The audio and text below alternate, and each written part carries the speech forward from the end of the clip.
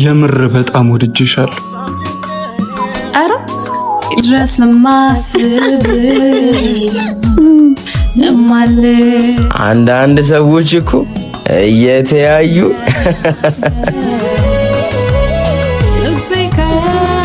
አንተ ያማል እንዴ? ኪዩ አቤት።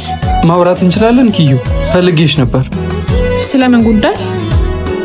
ኪዩ የምር በጣም ወድጄሻለሁ። አረ የምር አመሰግናለሁ። አልቀልድኩም። በስነ ስርዓት አናግሪ። ቀልዱን የጀመርከው እኮ አንተ ነህ። ኪያ የምሬን ነው። በጣም የተመቸሽ